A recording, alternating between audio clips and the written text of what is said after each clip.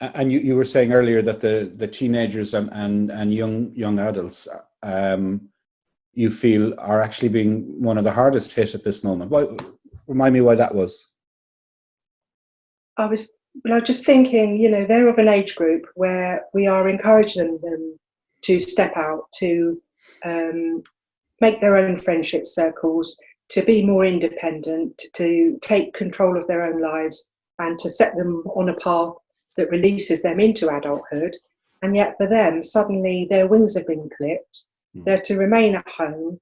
They can't go and socialise within their groups that they normally would orientate towards. And they're all stuck in lockdown with mum and dad and maybe a computer if they're lucky. But for some, talking to a lady this morning, for some, they don't even have a computer. So they literally are stuck at home in a very stressful environment and situation. And it's very difficult, isn't it? Because they're made at this point in their life for adventure, for going out and getting things and achieving things and leaving the nest, as you say, and achieving so many things and going into a new world. And suddenly, actually, you got to stay home and you can't go outside the front gate very much. Yeah. And a lot of people, I noticed on social media, a lot of people would put all kinds of things up about, from a parental kind of viewpoint. You're a bad parent if you don't keep your kids at home. You're very bad if you don't do this, don't do that. And the reality to that is, they have to take responsibility for themselves in that. But at the same time, as a parent, it's very hard to actually, when you started the process of letting go, it's very hard to draw that all back in as well. Yeah. And I just think difficulties on all sides and how hard and how tough that can be for some people. We had that this morning with one of my kids, that he was staying in bed until an ungodly hour. That's all I can say. Let's just say we were going into our second meal of the day, and I said to Doris, "I'll get him out of bed." And Doris said, "You can't really. He's actually an adult now. It's his decision." And he was up until 2:30, actually having a quiz online with his friends, which is a great thing to do, but until 2:30. But it's about changing boundaries again and borders, and who are you and who are they, and what's our relationship to them, and all that kind of stuff. Yeah. We have one son home who's back from uni. He's 21, and he's like that. He's up all night. We become nocturnal, and then awake all night and. Sorry, the other way around. Yeah. Awake all, sleep all day, and it's like we're going to bed, but that's the way they choose to live their life. And I think that's where, like you say, they then spend all night doing quizzes, chatting to people all around the world. And it's difficult because going to bed really, really late and staying in bed until kind of lunchtime, it's not good for you either. It's not healthy. But it's the boundary of how much can you say to your young adult, and how much do you have to button your lip?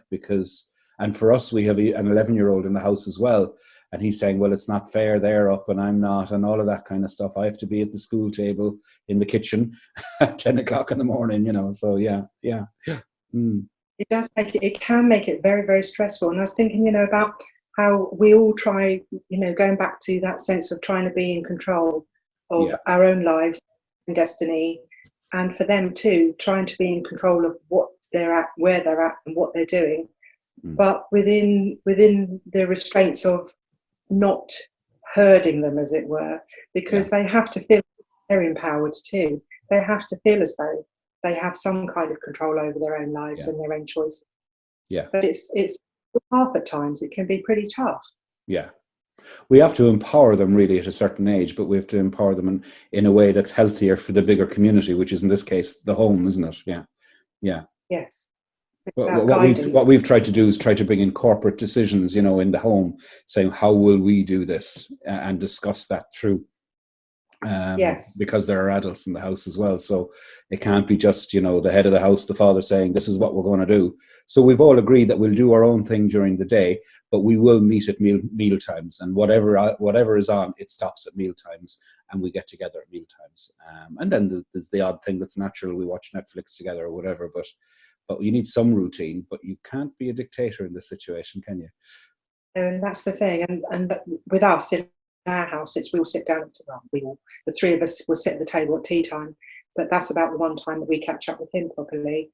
But it is about, it's about meeting that happy medium without creating more stress, because you know, as a parent, you don't want the stress, but they don't need it either, really. So it's about finding the way through.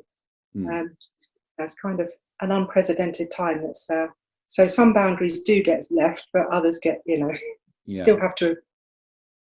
What would you say to, say, a single mum who has 3 teenagers in a flat somewhere in the UK or Ireland or America or whatever, and feeling out of control because of the lockdown, but out of control because there's 3 adults in this small apartment as well? I mean, I know that's a difficult question to ask you, but you know, we're just trying to make it as relevant as possible. What would you say if she rang up and just said, "I'm not coping"? How would you help?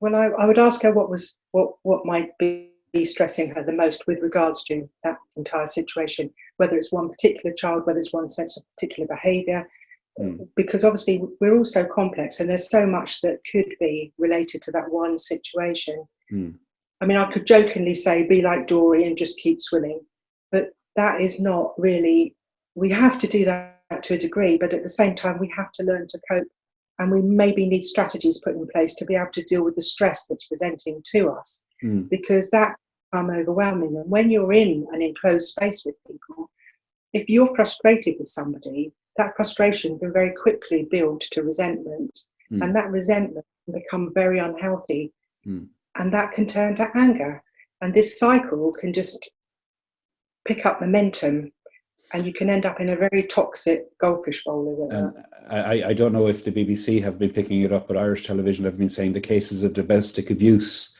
are very much on the rise within this lockdown that we're all going through and everything. And I was speaking to someone who lives in residential care with just under a dozen other men, and they haven't gone outside the front gate in 2 weeks. And he just saying, "Brian, I'm going out of my mind. What do I do?" And he has a little bit of money, not a lot. And I said, get some sound muffling headphones and plug your phone in and listen to music. And just, if you can't hear them and you get lost in music or teachings or podcasts or whatever, that will give you a break from the scene. So there's certain things, very practical things we can do that sometimes we don't think of. Yeah. And that's taking control of yourself, isn't it, rather than others? Yes, and I think that's the thing, because in some regards that's where we all need to start. We can't change other people, but we can only change ourselves and our responses to things. And if we're feeling totally out of control, whether it be fear, whether it's anxiety, whether it's insecurity, whether it's our own lack of thinking of our ability with regards to dealing with things, we need to look at and work out what it is that we are struggling with, to be able to then identify where the issue is, to be able to deal with the scenario that's actually in front of us. Because very often, although something is presenting and we're looking at that specific behaviour that is irritating us, often it's not actually that is the problem. Yeah. So it's about having where and we're at. Sometimes I was talking to Mark and we look at a really complex situation, but actually we have to break it down into its individual components, and then we can address, as you're saying, the most difficult things or the most overwhelming things. Yeah. Dee, that's really good. Just before we finish, is there anything you'd like to say that would kind of be a real punchline to what you're saying? What you're saying is really helpful, I think, to a lot of people. I was looking today actually at Psalm 62, and it was saying about God being our refuge and our strength, and that he loves us and that he won't falter with regards to that. We can rely on him, we can depend on him, and he will give us the strength that we need to be able to face and deal with whatever is in front of us.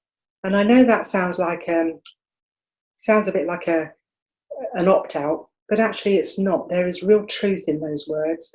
When we cleave to him and we ask him, he will not forsake us. He will give us the strength that we need. I can remember when my children were little, being absolutely exasperated at times and sitting in the toilet, locking myself in there, praying to him, Lord, please give me the strength to go out with a smile on my face, because I know that all too soon, one day, I will want to be back here with these small children again, because that time will have gone.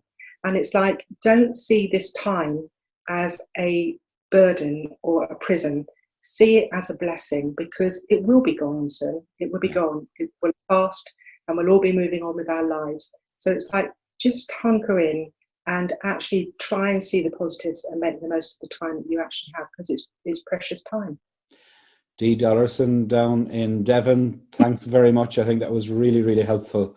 And hopefully we'll talk to you again and get some more of your pearls of wisdom. Would that be okay? Fine, yes. Great Take stuff. care, Brian. Thanks. God bless. Spirit